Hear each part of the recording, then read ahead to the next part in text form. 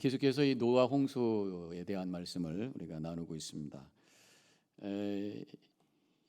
본문에 이 엄청난 그 노아 홍수가 이제는 진행이 되고 있는 그런 이야기가 기록되어 있습니다. 혹시 이 말씀을 읽으면서 이것이 역사적인 사건이냐 아니면 그냥 상징적인 이야기가 아닌가 뭐 이런 질문을 하는 분들이 혹시 있을지 모르겠습니다만은 이 창조 과학자들에 의하면은 이 노아의 홍수가 역사적 사실이라고 하는 것을 입증하는 많은 증거들이 있다는 것이, 특별히 이 성경 자체에 있는 내용만 가지고도 이게 역사적인 사실이라고 하는 것을 알 수 있는 이유가 많은 숫자들이 나온다는 거예요. 뭐 방주의 크기라든가 사람의 숫자라든가 또 나이가 나온다든가 날짜가 나오는데 몇 년, 몇 월, 며칠 이렇게 나오고 40일, 150 그래가지고 굉장히 디테일한 그런 내용을 통해서 보면은 이것이 어떤 역사적인 사실이다라는 것을 알 수 있다는 것이죠. 그런가 하면은 또 지질학적으로도 보면은 땅을 파고 들어가면은 뭐 한 군데가 아니라 여러 군데에서 어느 지층에서 화석이 나오는데 다 이 바다에 있는 그 물고기 화석이 내륙 안에 있다는 거죠. 그래서 한번 옛날에 큰 바닷물이 들어와 가지고 넘쳤을 때가 있었을 것이다라고 하는 것을 입증해 준다는 것입니다. 그러면서 세계 각국에 있는 옛날 이야기들이 쓰여져 있는 고대 이야기에 쓰여 있는 그런 글들을 찾아보면은 거기서 홍수에 대한 문서들이 여기저기 발견이 되고 있다는 것이죠. 그런가 하면 실제적으로 노아의 방주가 여기 있다라고 얘기하는 분들이 있습니다. 이 터키에 가면은 실제로 성경에 나오는 그 아라랏 산이 있는 거예요. 제가 사진을 찾아봤습니다. 이게 아라랏 산입니다. 저 위에는 만년설로 덮여 있는데 이 아라랏 산이 성경에도 나옵니다만은 노아 방주가 마지막으로 머물렀던 곳이잖아요. 그래서 그 노아의 방주의 흔적이 지금 있다라고 주장을 하는데, 그래서 유적지로 만들어서 사람들이 차 끌고 거기까지 올라가서 구경하는 곳이 있어요. 제가 사진을 찾아왔습니다만은 이렇게 되어 있는데 지형이 굉장히 이상하게 생겼어요. 근데 그것이 아마도 큰 배의 밑부분만 남은 것에 흙이 덮여서 이렇게 될 거다. 뭐 그러면서 이제 과학적으로도 설명하고 그렇습니다. 근데 어떤 분 얘기는 이거 아니다. 실제로 그 위에 만년설 속에 덮여 있다라고 얘기하는 분들이 있습니다. 아까 거기는 고도가 2,000m가 정도 되는 거고 그 아라랏 산의 그 고도는 17,000feet. 그래서 5,165m라는 엄청나게 높은 그런 산인데 4,300m 정도에 가보면 그 지점에 눈 속에 파묻혀 있는 어떤 나무로 되어 있는 게 있다는 것이. 그래서 1907년에 조지 하고 피안이라는 사람이 등산을 해서 실제로 그 나무로 되어 있는 흔적을 봤다라는 증언이 있고요. 또 비행기를 타고 가다가 거기에 산꼭대기 얼음덩어리 속에 기차 화물관 같은 것이 보였다라는 증언도 있고, 인공위성 사진으로 보니까 하얀 곳에 까만 점같이 사각형으로 되어 있는 것이 보인다는 얘기도 있습니다. 또 최근에 2008년에는 뭐 홍콩 탐사팀이 방문했었다 뭐 이런 얘기도 있고요. 아무튼 역사적인 사건이라고 하는 것을 증명하는 많은 이야기들이 있습니다. 그런데 질문이 생기는 게 그 40일 동안 비가 왔는데 그 40일 동안 비 온 거 가지고 전 지구를 다 덮을 수가 있느냐? 좀 그게 계산해 보면 좀 어렵다는 거예요. 근데 성경에는 우리가 생각하는 그런 비가 아니라는 것을 이렇게 말씀하고 있습니다. 창세기 7장 11절에 그 날에 큰 기품의 샘들이 터지며 하늘의 창문이 열려 그랬어요. 그래서 밑에서 샘이 터졌다, 위에서 창문이 열려서 쏟아져 내려왔다라는 거죠. 그래서 이 창조과학자들이 생각하는 것은 아마도 그 홍수가 시작이 되면서 비만 온 것이 아니라 지진이 나고 화산이 생기면서 바다와 산에서 지각 대변동이 있었을 것이다. 그래서 산이 막 내려가고 또 바다의 바닥이 올라오고 그러면서 엄청난 쓰나미가 들어오기 시작하고 그러면서 바닷물이 내륙으로 쏟아져 들어오고 위에서는 막 비가 쏟아져 내려오는 뭐 이런 상황이었을 것이다 라고 상상을 하죠. 그래서 지금도 내륙에 보면은 짠 호수들이 많이 있다는 것이에요. 바다가 있는 곳이 아닌데 짠물이 있다는 거예요. 뭐 사해바다 그렇죠. 또 터키의 레이크 벤이라고 하는 것인데 1,700m 높이의 짠 물이 있는데 바다 물고기가 살고 있다는 거예요. 그리고 이란에 우르미아 호수가 있는데 1470m에 23%의 염기가 있는 호수가 있고, 뭐 중국에도 그런 게 있다고 그러고요. 뭐 등등. 땅에 큰 기품의 샘이 터졌다. 바닷물이 막 넘쳐 들어왔다라는 것으로 상상해 볼 수가 있다는 것입니다. 하늘의 창문이 열렸다는 거예요.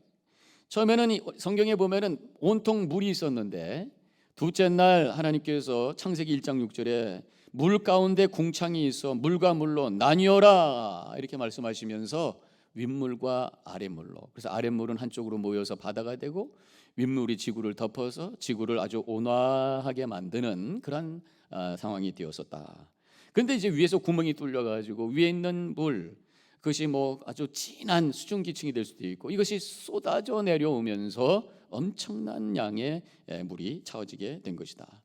위에서 이제 물이 쏟아져 내려오다 보니까 직사광선을 받게 되면서 그때부터 사람들의 수명이 줄어들기 시작할 것이다 했다라는 것을 이야기하고 있죠. 그래서 아마도 그 홍수 전에는 지구가 물속과 같은 환경이었을 것이다. 그래서 나쁜 광선들을 다 차단하고 날씨가 늘 온화하고, 그래서 북극과 남극도 다 따뜻하고 그랬을 것이다. 지금도 보면은요, 오래 사는 그런 생물들이 대부분 물 속에 있는 거예요. 뭐 거북이라든가, 그리고 뭐 100년 이상 사는 뭐 대부분의 짐승들을 찾아보면은 다 물고기가 많아요. 그리고 지금 현재도 500년까지 살았다고 하는 것을 확인한 조개가 있습니다. 이게 다 이 바다 물하고 관계가 있더란 말이죠. 지금은 이제 하늘에 이런 물층이라든가 수증기층은 없지만 하나님께서 지구를 보호하기 위해서 오존층을 만드셔서 보호막을 만드셨는데, 이것도 지금 인간에 의해서 파괴가 되고 있어요. 그것이 이제 프레온 가스를 가지고 이 냉장고라든가 또 에어컨 내에서 돌리면서 나오는 그런 거 있잖아요. 그것이 이제 터지면은 위로 다 올라가서 이것이 오존층을 파괴한다고 그러잖아요. 근데 성경에 보면은 노아 홍수 전에는 뭐 바람이라든가 비, 뭐 추위, 눈 이런 단어가 없어요. 근데 이제 노아 홍수 이후에 8장 22절에 이런 말씀이 나옵니다. 땅에 있을 동안에는 심음과 거둠과 추위와 더위와 여름과 겨울과 낮과 밤이 쉬지 아니하리라. 홍수 이후부터 덥기도 했었고 춥기도 했었고, 그래서 겨울도 생겼고 여름도 생겼다, 이런 말씀이 나온 것을 보고 있습니다. 어쨌든 노아의 대홍수는 우리가 아는 수준의 그런 비가 온 것이 아니, 아래서 물이 터지고 해일이 오고 위에서 물이 쏟아져 내려오는 어떤 대혼돈의 지각이 변동이 생기고 화산이 터지고, 그래서 대혼돈의 어떤 때였을 것이다 이렇게 생각을 하죠. 사실 뭐 대홍수가 사실이냐 아니냐 그것에 관심이 있는 것이 성경은 아닙니다. 성경은 그 사건을 통해서 우리에게 뭔가 하나님께서 말씀을 주시기 원하시는 거죠. 그래서 우리가 이 대홍수 사건을 통해서 하나님의 메시지를 들어야 되겠 텐데 몇 가지를 함께 나눠보도록 하겠습니다. 첫째로는요, 구원은 공동체적이다라고 하는 것을 이 방주 이야기를 통해서 우리에게 해주고 계십니다. 방주에 노아가 혼자 타지 않았어요. 가족들과 함께 탔다고 하는 것이 13절, 곧 그 날에 노아와 그의 아들 셈, 함, 야벳과 노아의 아내와 세 며느리가 다 방주로 들어가고 그랬습니다. 구원이라고 하는 것은 혼자 받는 것이 아니라 함께 받는다는 거예요. 하나님은 혼자 외롭게 있는 것을 좋아하지 않으세요. 천국도 함께 있는 곳입니다. 그래서 하나님께서 아담을 혼자 만드시고 하나를 만드시고 혼자 있는 것, 독차하는 것이 안타까워서 하와를 만들어 주시면서 최초의 공동체인 가정을 만들어 주신 거예요. 아브라함이 갈대아 우르에서 하나님의 부르심을 받았을 때 혼자 가지 아니하고 가족들과 함께 떠났어요. 야곱도 애굽으로 갈 때에 70명의 가족들과 함께 내려갔고요. 모세가 출애굽할 때도 온 민족이 같이 나왔습니다. 오순절날 다락방에서 120명이 모여서 함께 기도할 때 성령께서 역사하셔서 교회가 시작이 되었어요. 그래서 구원이라고 하는 것은 개인적인 것이 아니구나, 공동체적인 것이구나. 기독교는 함께 구원받는 종교라고 하는 것을 우리에게 가르쳐 주세요. 그래서 하나님께서 교회를 세우셨고 또 교회에게 복음 전하라고 하셨고 전도하라고 하셨고 선교하라고 하셔서 지금도 우리 교회 15명의 선교팀들이 지금 파라과이에 가 있는 거란 말이죠. 그렇기 때문에 우리는 나만을 위해서, 우리가 구원을 위해서 애쓰는 것에서 끝나는 것이 아니라 우리 주변에 있는 사람들을 위해서 우리가 기도하고 중보하고 또 복음을 전해야 돼. 제일 먼저 어디부터 시작이 되겠습니까? 바로 가족입니다. 내가 사랑하는 가족, 내 자녀들, 내 친척들. 그래서 사도행전 16장 31절에 주 예수를 믿으라 그리하면 너와 내 집이 구원을 받으리라. 너만 구원받는 것이 아니라 너의 집까지 구원받기를 원하시는 것이 주님의 마음인 것이. 그래서 우리의 후손들이, 우리의 가족뿐만 아니라 우리 자손들, 후손들이 예수 믿는 가정이 되도록 기도해야 될 줄로 믿습니다. 디모데전서 5장 8절에 보면 그래서 이렇게 말씀하고 있어요. 누구든지 자기 친족, 특히 자기 가족을 돌아보지 아니하면 믿음을 배반한 자요 불신자보다 더 악한 자니라. 물론 이것이 가족을 여러 가지 면에서 돌보라는 말씀도 있습니다만, 전 여기다 해석을 가정의 자녀들과 가족들의 영혼을 위해서 눈물로 기도해야 그 믿음이 진짜 믿음이다, 그런 말씀이란 말이죠. 내가 진정으로 믿음으로 말미암아 구원받는다고 하는 것에 대한 확신이 있다면 내가 사랑하는 자녀들, 내가 사랑하는 친척들이 함께 구원의 자리에 들어갈 수 있도록 그들에게 복음을 전하고 그들을 위해서 눈물을 흘리면서 기도해야 마땅하다라고 하는 것이에요. 사실은 가까운 데 있는 분들 전도하기가 어려워요. 그래서 우리가 포기하면 안 됩니다. 끝까지 우리의 믿지 않는 자녀들과 또 가족들이 있다면 기도하셔서 하나님의 구원의 뜻을 이루어 가시길 주님의 이름으로 간절히 축원합니다. 더 나아가서 이제 민족으로 이것이 확산이 되어야 돼요. 특별히 우리 한국 민족, 두고 온 조국을 기억하면서 우리가 기도해야 되는데, 특별히 이북, 북한을 위해서 기도해야 됩니다. 믿지 않는 사람들이 있는 그 이북은 정치 집단이라기보다는 일종의 종교 집단 같아요. 그렇지 않아요? 그래서 사람을 살아있는 신처럼 우상화시켜서 이것이 지금 3대째 내려오고 있어요. 그래서 지금 통일도 중요하지만 그 우상화가 깨져야 됩니다. 복음화가 되어야 된단 말이에요. 그래서 우리가 기도해야 될 것이, 요즘에 이 비핵화 협상을 지금 미국과 많이 하고 있습니다. 잘 돼서 북한의 문이 열리기를 기도하시기를 바랍니다. 그래서 문이 열려서 믿는 자들이 복음을 들고 가서 거기 있는 자들에게 복음을 전하고 복음화를 시킴으로 말미암아 나중에 통일이 돼도 그래서 하나가 되는 그런 우리 민족이 될 수 있단 말이죠. 우리 민족의 구원을 위해서도 우리가 눈물을 흘리면서 기도해야 될 줄로 믿습니다. 사도 바울을 볼까요? 사도 바울이요, 민족의 구원의 문제를 가지고 얼마나 심각하게 몸부림쳤는지 몰라요. 로마서 9장 3절에 그의 심정을 이렇게 표현합니다. 나의 형제 곧 고륙의 친척을 위하여 내 자신이 저주를 받아 그리스도에게서 끊어질지라도 원하는 바이다. 뭐 저주받기를 원하는 건 아니겠죠. 그렇지만 그러한 심정으로 자신의 민족들이, 유대인들이 하나님께 돌아오기를 간절히 바라고 있는 그 간절한 마음을 이렇게 표현하고 있다고 하는 것입니다. 이 민족에서 더 나아가서 전 세계를 향해서 우리가 또 나가야죠. 그래서 사도행전 1장 6절에 보면 오직 성령이 너에게 임하시면 너희가 권능을 받고 예루살렘과 온 유대와 사마리아와 땅 끝까지 이르러 내 증인이 되리라, 이렇게 말씀하셨어요. 예루살렘은 누구예요? 우리의 가족입니다. 우리의 친척이. 유대는 누굽니까? 우리의 민족입니다. 사마리아는 어디겠어요? 우리 주변에 있는 나라겠어요. 땅끝이 어디겠습니까? 먼 곳에 있는 나라. 땅끝이 어딜까? 아마존에 있는 부족들, 그럴 수 있죠. 또 태평양에 있는 섬나라들, 아직도 문명을 거부하고 있는 그런 민족들과 어떤 그런 종족들이 여러 가지가 있는 것을 알고 있습니다. 그런데 거기도 땅끝이지만 또 한 군데에 땅끝이 있어요. 그것은 이슬람 국가예요. 정말 어려운 곳입니다. 평생 선교사들이 가셔서 어떻게 들어갑니다. 선교사로 받아주지 않으니까 뭐 NGO로 들어가기도 하고 또 비즈니스맨으로 들어가기도 하고 가서 여러 가지 방법으로 선교를 하는데, 평생을 선교해도 손가락으로 셀 만큼의 영혼을 얻기도 힘든 곳이 바로 이 모슬람 지역이, 이슬람 지역이라고 하는 것입니다. 지금 우리 9월 달에 방문하려고 하는 곳이 우즈베키스탄입니다. 우리 교회가 그 지역을 지금 후원하고 있는데, 우즈베키스탄 이슬람 지역입니다. 한때는 열려져 가지고 한인 선교사들이 많이 들어가셨어요. 근데 정권이 바뀌면서 다 쫓겨났습니다. 지금 별로 없습니다. 그러다 보니까 지금 교회들이 다 지하교회로 들어가게 되고, 그러면서 자기들 인도해 줄 사람 없으니까 자기 스스로 지도자를 세워야 되겠다고 생각해가지고 신학교를 세우게 된 거예요. 그래서 우리 교회가 그 신학교를 지금 돕고 있어요. 그리고 9월 달에 가는 것이 그 신학교에서 처음으로 졸업생 17명이 나오는 거예요. 그래서 그분들이 이제 목회를 떠나려고 하는데 가서 축복해주고 용기를 주기 위해서 우리가 가는 것입니다. 땅 끝으로 가는 거예요. 땅 끝으로 함께 가기를 원하시는 분들 조연하시기 바랍니다.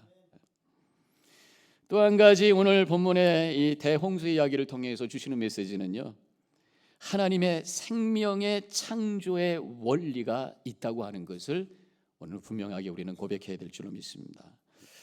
생명을 종류별로 창조하시고 종류별로 유지하시고 보존하시는 분이 우리의 하나님이시라고 하는 것이, 오늘 본문의 14절에 보니까 이렇게 쓰여져 있어요. 그들과 모든 들짐승이 그 종류대로, 모든 가축이 그 종류대로, 땅에 기는 모든 것이 다 그 종류대로, 모든 새가 그 종류대로 노아의 방주에 집어넣었다, 그런 얘기입니다. 그런데 비슷한 표현이 또 나오지요. 창세기 1장의 25절에 나옵니다. 하나님이 땅의 짐승을 그 종류대로, 가축을 그 종류대로, 땅에 기는 모든 것을 그 종류대로 만드시니 하나님 보시기에 좋았더라. 하나님은 종류대로 만드시고 종류대로 보존하시는 줄로 믿으시길 바랍니다. 당연한 것 같고 왜 그러시면, 아니죠. 요즘에 우리가 이 세상에서는 진화론이라고 그래가지고 종류별로 만들어진 것이 아니라 처음에는 아무것도 없었다라는 거예요. 근데 우연히 어떻게 돼가지고 세포 하나짜리 동물이 만들어지더니 이것이 점점 진화가 돼가지고 뭐가 되고 원숭이가 되고 그다음에 사람이 됐다, 이 진화론을 얘기하잖아요. 근데 성경에 분명히 이 종류대로라고 하는 것을 창세기 1장에서 말씀하고 있고 오늘 7장에서 말씀하고 있으면서 이 진화론에 대해서 no라고 분명히 말씀하고 있는 것이 바로 성경 말씀인 것입니다. 물론 하나님을 믿지 않는 사람들은 다른 방법이 없어요. 그래서 진화론은 하나님을 믿지 않는 사람들이 이 세상의 기원을 설명할 수 있는 최선의 방법이라고 저는 그렇게 이해합니다. 그러나 우리 믿는 사람들은 달라요. 하나님을 믿기 때문에 성경을 통해서 우리가 분명히 고백하는 것은 하나님께서 종류대로 창조하시고 종류대로 보존하신다고 하는 것을 분명히 고백해야 될 줄로 믿습니다. 또 한 가지 창조의 원리가 오늘 말씀에서 찾을 수가 있는데, 모든 생물은 암수를 통해서 유지 번성하신다는 것이죠. 오늘 본문의 15절과 16절 앞부분에 이렇게 쓰여져 있어요. 무릇 생명의 기운이 있는 육체가 둘씩 노아에게 나와 방주로 들어갔으니 들어간 것들은 다 모든 것의 암수라 그랬어요. 둘씩인데 다 암컷과 수컷이다. 짐승도 그랬어요. 사람도 8명이 들어갔는데 다 부부입니다. 노아 부부, 노아의 아들 셋의 부부, 그래서 8명이 들어간 거예요. 그래서 하나님은 이렇게 암컷과 수컷, 남성과 여성 그 두 부부를 남겨서, 그렇게 부부를 남겨서 생육하고 번성케 하시는 그 섭리를 하신 분이 우리 하나님이시라는 것이 당연한 거 아닙니까? 요즘에 그게 아니라니까요. 그러니까 이 말씀을 제가 드리는 거죠. 요즘에 핫 이슈가 세상도 그렇고 교회 안도 그렇고 이 동성애 이슈 때문에 굉장히 흔들리고 있습니다. 특별히 교회 안에 이것이 굉장히 큰 이슈가 돼서 세상은 인권이라고 하는 것 이 이유 가지고 다 모든 것을 정당화시키고 있습니다. 선천적으로 그런 속성을 갖고 태어났다고 하는데 용납해주고 그 사람들 권리 인정해주고 같이 살겠다 그러면 결혼으로 인정해주고, 그래서 결혼주례도 해주고, 그 사람이 목사 되겠다 하면 안수도 좀 해주고 그래야 되는 거 아니냐고 하는 얘기들이 자꾸만 일어나고 있는 거예요. 저는 그런 생각을 한다면 이런 생각도 해보게 돼요. 좀 선천적이기 때문에 정상이 아닌 그런 성적 성향에 대해서 우리가 받아준다면, 결혼을 했는데 내 부인 말고도 다른 부인하고도 강렬한 느낌이 드는 게 이 선천적으로 있다면, 그래서 일부 다처제 허락해 주냔 말이에요. 나는 두 여자하고 살겠습니다. 그럼 결혼식 할 때 한 남자와 두 여자 놓고 결혼식 해주냐. 나는 또 두 남자가 살고 싶습니다. 한 남자 한 여자가 두 여자 결혼식 주례해 주냐 이거지. 하나님이 세상을 창조하셨다고 하는 것을 믿는다면 창조의 기본 원칙과 원리도 우리는 분명히 믿어야 될 줄로 믿습니다. 지난 주일이 6월 30일이 전국적으로 큰 도시에서 LGBTQ 프라이드 퍼레이드가 있었어요. 요즘에 동성애라고 안 하죠. LGBTQ, 레즈비언, 게이, 바이섹슈얼, 트랜스젠더, 앤 큐어, 퀘스천. 그래서 그분들이 막 그 퍼레이드를 하는 그 사진을 보니까 온통 다 레인보우예요. 무지개, 머리에 의상도, 머리에 모자도, 배너도 다 무지개입니다. 원래 성경의 무지개는 오늘 봉독한 말씀 뒤쪽에 나옵니다만은 이제 노아 방주가 다 끝난 다음에 하나님께서 무지개를 보여주시면서 더 이상 내가 물로는 심판하지 않겠다라고 하면 어떤 그러한 은혜의 표시로 우리에게 주신 것인데, 이것이 지금 오용이 되고 있어도 얼마나 안타까운지 몰라요. 드레스디아스에서 그 레인보우를 많이 사용했는데 이제는 또 이미지가 좀 바뀌기 시작하죠. 이런 상황 속에서 우리는 어떻게 해야 될 것이냐. 물론 성경에 있는 창조의 원리를 믿고 그것을 고백하고 선포해야 되는 거예요. 더 적극적으로 저는 그렇게 믿습니다.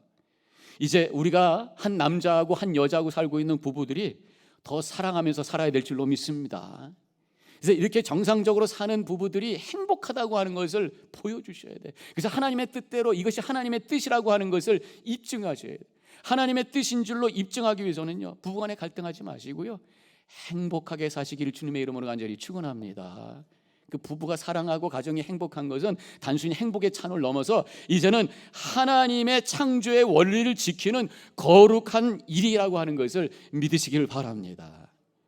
늦어연합재단의 담임 목사로서 여러분들을 축복합니다. 여러분들의 부부와 여러분들의 가정이 행복하시기를 주님의 이름으로 간절히 축원합니다. 마지막으로 한 가지, 오늘 본문을 통해서 또 한 가지 깨닫게 되는 것은 우리 하나님은 결국은 심판하시는 분이구나. 심판하시는 분이구나. 오늘 말씀해 보니까 심판하시는데 적당히 하시는 것이 아니라 아주 철저하게 하십니다.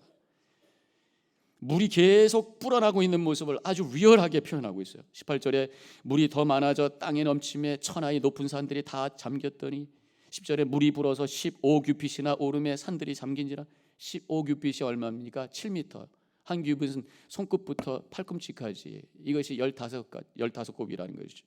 가장 높은 산보다 7m 더 높게 물이 찼다. 그럼 가장 높은 산이 얼마였을까? 저 생각에는 그때는 그렇게 높지 않았을 것 같아요. 바벨탑을 막 쌓은 거 보니까 높은 데가 없으니까 높은 데를 만들었던 것 같아요. 어쨌든 그래가지고 21절 22절에 보면 다 죽었으니 다 죽었도다. 그러다가 23절에 가서 이렇게 정리합니다. 지면의 모든 생명을 쓸어버리니 사람과 가축과 기는 것과 공중의 새까지니라. 노아의 가족, 방주 안에 들어간 짐승에는 다 죽었다. 철저한 심판이 이루어졌다는 것이, 이 대홍수의 사건을 보면서 하나님, 결국은 이 세상에 종말 심판 때가 올 거군요 라고 하는 것을 우리가 고백해야 된다는 거예요. 성경에 보면은요, 세상의 종말에 대한 말씀이 여기저기 많이 있습니다. 마가복음 13장에 나오고 마태복음 24장에 나오고 계시록에 나오고 또 데살로니가 4장에 나오고 베드로후서 3장에 나오고, 베드로후서 3장 10절에 이런 말씀이 나와요. 그러나 주의 날이 도둑같이 오리니 그 날에는 하늘이 큰 소리로 떠나가고 물질이 뜨거운 불에 풀어지고 땅과 그 중에 있는 모든 것이 드러나리로다. 불로 심판하신다. 마지막 날 종말 때 심판 때 물이 아니라 불이다, 그렇게 말씀하고 있잖아요. 보통 사람들이 얘기할 때, 지구의 종말을 얘기할 때에 한 세 가지로 얘기하는 분들이 있죠. 한 가지는 이 혜성과의 충돌 얘기를 하죠. 요즘에도 뭐 그런 얘기 나왔습니다만은, 언젠가 1998년인 것 같은데 혜성과 충돌하는 것을 가지고 영화를 만드는데 어떻게 비슷한 시기에 두 개가 나왔어요. 하나는 아마겟돈, 하나는 딥 임팩트라고 하는 영화인데요. 이 아마겟돈은 이 충돌을 막기 위해서 우주선을 보냅니다. 그래서 사람들이 가가지고 그것을 파괴시켜가지고 성공을 해. 근데 딥 임팩트는 보냈는데 실패해가지고 그것이 떨어져가지고 이제 지구가 망한다, 뭐 이런 스토리인데요. 여튼 그것을 보면서 실제로 그런 얘기를 하시는 분들이 있습니다. 이 혜성이라고 하는 게 뭐냐면요, 태양을 주위로해서 도는 우리가 알고 있는 수금지와 목도 천해명 말고 다른 주기로 돌고 있는 소행성들을 얘기해요. 한 개가 아닙니다. 여러 개가 있어요. 2004년에 발견한 2004 MN4 소행성이라는 게 있는데 2018년에 지구와 가장 가깝게 비껴나간다는 거예요. 근데 어떤 러시아 과학자들이 하는 얘기가 여러 가지 이유 때문에 궤도가 조금 수정된다면 2035년에 지구가 충돌할 수도 있다, 뭐 그런 얘기를 했던 적이 있다는 얘기죠. 만약에 그런 이 혜성이 지구하고 충돌해서 바다에 떨어진다, 그럼 바다에서 엄청난 쓰나미가 쏟아져 들어옵니다. 그래서 딥 임팩을 보면 이 쓰나미가 아주 무서워. 맨하탄 다 그때 잠겼더라고요. 거기 영화에 보니까 뭐 그런 게 돼요. 땅에 떨어지면 큰 폭발을 하게 되는데 그 혜성의 직경이 1km가 넘는다면 세상에 있는 모든 핵무기가 다 터진 것보다 더 큰 위력이라는 거예요. 지구는 멸망하게 될 것이다. 이 핵폭탄도 참 걱정이잖아요. 이게 지금 북한하고도 계속 얘기하고 있는 게 그 문제입니다만은, 만약에 전쟁이 일어나게 되면 핵전쟁이 될 수가 있고 그러면 지구가 멸망할 수도 있다는 얘기를 하고 있어요. 그뿐만 아니라 환경 파괴 또 온난화 등등 해가지고 종말에 대한 얘기를 계속해서 여기저기서 하고 있어요. 시카고의 과학자들이 발행하는 The Bulletin of the Atomic Scientist라고 하는 잡지가 있는데 거기에 들어가 웹사이트에 들어가 보면은 Doomsday Clock이라는 게 있습니다. Doomsday Clock이 뭐냐면 지구 종말 시계. 거기에 2019년 시계 가서 딱 클릭을 하면 지금 몇 시냐면 12시 2분 전. 2분밖에 안 남았대요. 12시가 되면 끝나는 것이죠. 그만큼 시리어스하다. 그런 긴장감을 우리에게 주고 있습니다. 근데 중요한 것은요. 이 심판 날에는 두 개의 운명이 있다고 하는 것입니다. 방주 밖에 있는 모든 생명들은 죽었어요. 22절에 육지에 있어 코로 생명의 기운에 숨이 있는 것들은 다 죽었더라. 그러나 방주 안에 있었던 사람들은 다 살았어요. 23절에 오직 노아와 그와 함께 있던 자만 남았더라. 그래서 중요한 포인트는 심판 때에 그 사람이 어떤 사람인가가 중요한 게 아니에요. 그 사람이 얼마나 가졌냐 못 가졌냐, 얼마나 잘생겼냐 못생겼냐, 얼마나 똑똑하냐 아니냐, 얼마나 착하냐 아니냐, 이게 중요한 게 아니라 그 사람이 지금 어디 있느냐가 중요하다는 게. 방주 안에 있느냐 방주 밖에 있느냐, 예수 그리스도 안에 있느냐 예수 밖에 있느냐, 그리스도 몸된 교회 안에 있느냐 밖에 있느냐라는 게. 그리스도 안에 몸된 교회 안에 머무르시길 주님의 이름으로 간절히 축원합니다. 그럼 걱정 없어요. 걱정 없어요. 오늘 홍수 이야기를 통해서 다시 한번 우리가 확인해야 될 것은 우리의 미래에 이루어질 마지막 심판이 있다라고 하는 거예요. 우리의 인간의 힘으로 도저히 어떻게 할 수 없는 그러한 멸망의 날이 온다라고 하는 것, 성경에서 계속해서 말씀하고 있고 그것을 이미 우리에게 보여주신 것이 바로 노아의 홍수라고 하는 것입니다. 그래서 마치 그 생각할 때 우리는 먹구름과 같이 답답한 마음이 들어요. 그러나 그 사이에 환한 은혜의 빛이 비치잖아요. 아무리 먹구름과 같이 세상에 종말이 올지라도 예수 그리스도가 있기에 우리에게는 소망이 있는 줄로 믿습니다. 어떤 상황 속에서도 십자가 붙들고 예수를 주로 고백하며 주님의 말씀에 순종하며 소망 가운데 걸어가시기를 바랍니다. 예수님 다시 오실 때까지 그런 하나님의 은혜를 감사하며 주님 앞에 진정으로 올려드리는 예배자가 되시고 더 나아가서 마지막 때까지 주님께서 원하시는 복음 증거의 사명을 감당하며 하나님께 영광 돌리는 우리 뉴저지 연합재단의 모든 성도님들이 되시기를 주님의 이름으로 간절히 축원합니다. 기도하겠습니다.